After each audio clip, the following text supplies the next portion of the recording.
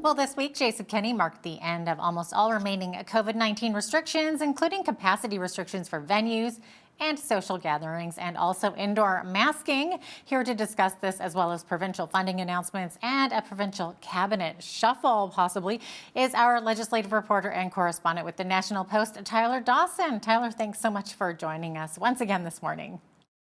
Oh, always a pleasure to be here. Absolutely. So, Tyler, Jason Kenney let go of many restrictions, yet some remain, like wearing masks on public transit. Yeah, the vast majority of things are gone at this point, and people will know from a few weeks ago when the vaccine passport disappeared. But Tuesday was the sort of end of the masking restriction is really the big one here. And of course, there's the odd exception. You still need to wear one on public transit, healthcare facilities, continuing care. That stuff all seems sort of obvious. And the outlier actually is Edmonton, that has a masking bylaw still, because so lots of other places had masking bylaws sort of back in the summer. And Edmonton did, Calgary did, I think Banff and Canmore did as well. And most of those have dropped. Edmonton's actually hasn't. So it's a little bit of a strange situation in Edmonton here right now, while the rest of the province has moved on from this. But Kenney basically saying that, look, we need to move past fear and we're social creatures and all that sort of thing. So, time will tell, I guess, a little bit whether or not there will be another wave or anything of that nature. But certainly the government is bulldozing ahead on reopening, and the idea that the pandemic is going to become more endemic and we'll treat it as we do sort of other diseases and illnesses. It definitely appears that way. So you had mentioned, of course, Edmonton maintaining their mask bylaw, and now Kenney may try to block this with a bylaw blocker of some sort. What can you tell us about this?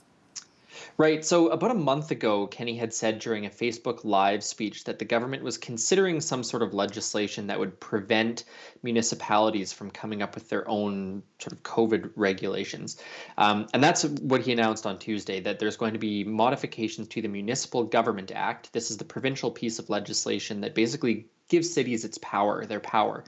Cities are very much the creation of the provinces and the creatures of the provinces. So this will need to happen via legislation. They'll need to introduce a bill that would modify some section of that act to say that municipalities would need to be consistent in their public health regulations, bylaws with the provincial direction. Now, Kenney says that this is sort of necessary to prevent confusion and division across the province. But I should note that it's actually totally different from what he was saying back in July 2020. And this, of course, was when people were arguing that there should be a mask mandate across the province. And Kenney at the time said, look, Alberta is a big, diverse place. It's completely different in Edmonton or Lethbridge than it is from, Brooks or some other small town in Alberta. So a bit of a change of tune there. The mayors of Edmonton and Calgary, of course, not happy about this, saying that this is, an infringement on the powers of the cities.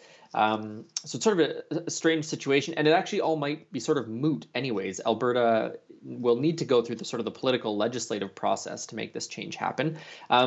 And Edmonton's meeting next week on Tuesday or Wednesday to discuss whether or not the mask bylaw should remain. So, that mask bylaw might be gone by the time these things ever happen. So bit of an odd situation, certainly setting up a little bit of a confrontation with some of the big cities in the province. Yeah, definitely. Now, another surprising turn. I guess Alberta is forecasting a surplus in the 2022 budget. It will be about $500 million, Tyler? That's right. And this is a huge change. People might remember from about a year ago when the deficit, I can't even remember what it was, but it was some massive number the deficit was projected to be. So, and a lot has happened over the past year and frankly over the last couple months. And it has basically been this. Incomes are doing all right in Alberta, which means income tax revenue is a little bit higher. Energy revenue is way up because, of course, oil prices are way up. Previous budgets had sort of had it around $60 or $70 a barrel. We're now looking at close to $100 a barrel. Obviously, that brings tons and tons more money into the provincial treasury. And the UCP would also say actually that they've showed a lot of spending restraint, and that's how this has allowed us to get back to surplus. Just as a sort of a mental experiment, if the UCP had continued on the same sort of spending path that the New Democrats had, we would have about a $4 billion deficit right now as opposed to a $500 million surplus. So about a $4.5 billion difference is what that would amount to, which is actually like a very small proportion of the overall budget, but just goes to show that there is a little bit of spending restraint playing a role there as well. Of course, who knows what will happen? The estimates are conservative in some ways, banking on lower oil prices. Like they're not saying that it's going to be $100 a barrel in their estimates. They're saying it's going to be lower than that. So still a little bit of fluctuation possible here. But, politically for the UCP, this is very, very good news. Anyone around Kenny that you talk to will say that the way that this party wins the 2023 election is by having a booming economy. And certainly this is a sign that we are on that track. Now, Alberta's opposition is calling for Kenny to kick former Justice Minister and Solicitor General Casey Madu out of cabinet. This, of course, goes back to that phone call that he made to the Edmonton police chief after he got a ticket. Yeah, so the latest development in this is the report into that phone call was released late last week.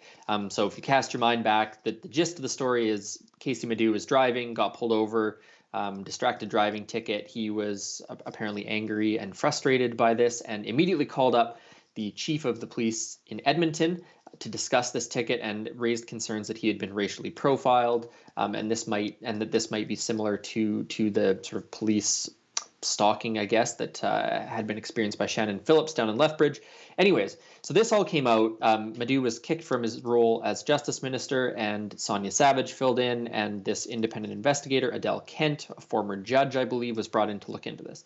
The conclusion of this report was that Casey Madu did not interfere with the administration of justice, but had certainly tried to interfere with it. So he has, of course, lost his justice minister post. That now goes to Tyler Shandro, who was formerly in labor, who was formerly in health, if we cast our minds back. Right. And so now Casey Madu is going to be the labor minister.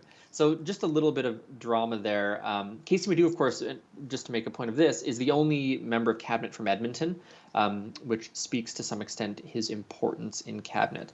But this was a classic Friday night cabinet shuffle, sort of around 5 o'clock sort of thing, when we were all supposed to be making dinner with our families, and they didn't manage to slip it by any of us. It's got quite a bit of attention in the past week.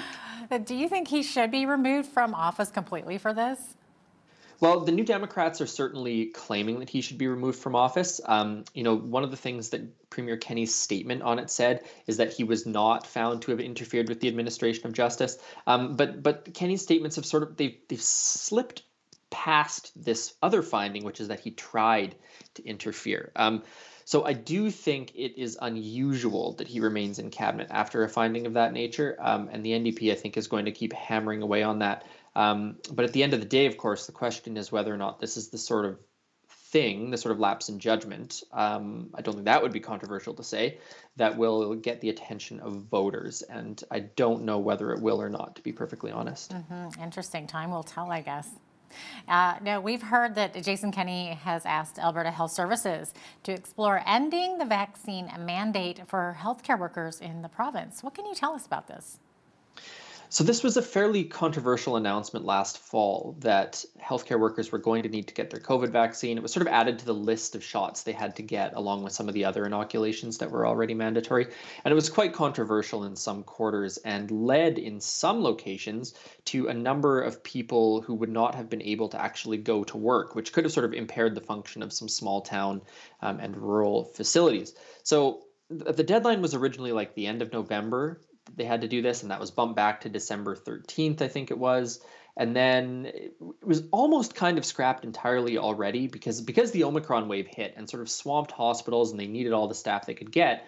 The government sort of allowed testing to be done instead of having this vaccination requirement. So to some extent, the mandate sort of already has died a little bit, I think would be fair to say. But Kenny is asking AHS to sort of officially explore ways to repeal that. And the province might instead, should there be other waves or other concerns about transmission, they would maybe just test all workers and the government would pay for that. So there's some sort of options to be explored there. Not totally clear on a timeline or when that's going to happen or whatever, but that is sort of the, a bit of the backstory on the vaccination mandate. Okay, thank you. Of course, major news this week, the invasion of Russia into Ukraine. As that continues, it seems that many are banning Russian products and services, including the Alberta Gaming and Liquor Commission. It looks like they've banned new stock of Russian liquor. Right. So this has actually kind of happened all over the country. There have been Manitoba, Newfoundland and Labrador, and Ontario, I believe, have all sort of pulled Russian products from their shelves. And the AGLC, which regulates gaming, liquor, and cannabis, in Alberta, is sort of doing the same, banning sort of the restocking of these products, I believe. And there's actually not very many of them, judging from other jurisdictions. You had, I think, maybe Russian Prince vodka was the big one, and then a couple other provinces had they had a beer or two from Russia. So, very much a symbolic move, I think is fair to say. But it is part of this much larger sort of movement of boycotts and sanctions and things like that are being done, sort of at the personal level in decision making by regular Canadians, and also at the government level, the federal government level in particular, which has really leveled a lot of sanctions against Russian individuals and banned flights in Canadian airspace and things like that. Yeah, and of course, likewise, AIMCO, Alberta's pension management firm, right? So they'll divest from Russia-related investments? Yeah, and they've got about $158 million worth of sort of direct and indirect exposures is sort of the term that's used to Russian investments, which again is like it's very, very little money. I mean, it sounds like a lot of money, but it's only about 0.1%, I think, of AIMCO's overall investments. But yeah, they're going to be looking at that. So it's a similar sort of thing, arguably symbolic, but certainly part of this much larger trend that we're seeing right now. Now, Tyler, there have been piles of funding announcements around the province. Perhaps would this be leading up to Kenny's leadership review next month? Do you think this could be laying the groundwork for that, or for next year's election, for that matter? Yeah, that's the thing. There's so much political stuff going on at the moment that it's very hard to sort of separate these funding announcements from the sort of political machinations that are ongoing. We are about a year from an election. In theory, I mean, Jason Kenney could call an election tomorrow if he so desired. I have no indication that's happening, but our scheduled election is for next year. And there is the leadership review coming up in early April. So there is a little bit of a fire hose of spending happening right now, with a new hospital expansion in Red Deer, or renovation, I believe, a childcare center, the Red Deer Regional Airport getting some upgrades. And that's all just sort of around Red Deer, which is actually where the leadership vote is going to be held. And of course, this is also a symbol a little bit of a better than expected, better than forecast provincial budget. And now there's a little bit of money to play with. But I bring that up at this point just because, over the next year, I think we are going to see a lot of that sort of funding. We are going to see the UCP spending to try and shore up its reputation, I guess, in some of these jurisdictions where perhaps they see a fight with the NDP. They want goodwill all around when people go to the ballot box next year. So it's just worth sort of keeping an eye on some of these spending announcements in the months to come. Yeah, it should be interesting. It looks like we are getting close to running out of time, but any last thoughts from Edmonton, from the legislature? Well, the other thing that we didn't mention that I should just point out is, and I think I've talked about it with Hal previously, is that there is this by-election going on in Fort McMurray. Brian Jean is running for the UCP, very vocal opponent of Jason Kenney, and Paul Hinman, who's the leader of the Wild Rose Independence Party, is running there. Now, my forecast would be that Brian Jean will take that race fairly handily, but it will be very interesting to see how Paul Hinman does. There's been a lot of talk over the last 3-4 years about separatism and independence in Alberta, and this is, really one of the big test cases, I guess we could say, for that movement. So, in the weeks to come, that's certainly worth keeping an eye on as well. Tyler Dawson, thanks so much for joining us here. That is legislative reporter and correspondent with the National Post, Tyler Dawson.